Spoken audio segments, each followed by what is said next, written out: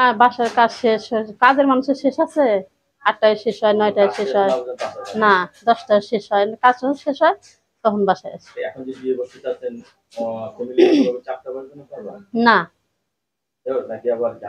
না, ঝামেলা হবে না। সে জীবিত থাকতেছে, ঝামেলা হয়তো, সে তো নিয়েছে চলে গেছে, ঝামেলা কার লেগে করবে?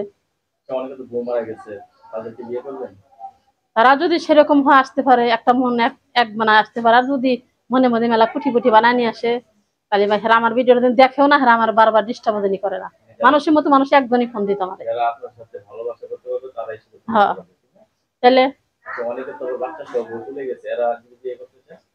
ওই তো তারা যদি আমার ছেলেরে কি আমার জীবনের দায়িত্ব নিতে পারে, চলাফলা না করে, তাহলে অবশ্যই তার সাথে আমি ভালোবাসা করবো, বিয়ে বসবো। করছিলাম ক্লাস 5 করি।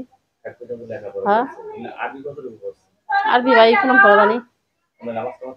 হ্যাঁ আল্লাহ নামাজ পড়ি, কারণ আমার ছেলের মাদ্রাসায় লেখাপড়া করি, আমি নামাজ না পড়ি এখানে তো ঠিক হয় না।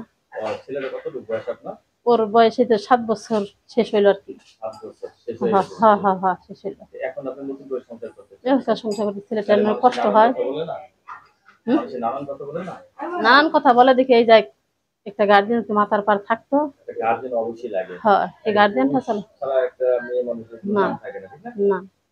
দর্শক আমরা এই আপুর সাথে কথা বললাম, আপু অনেক কিছু জানলাম, আপু একজন মানুষ।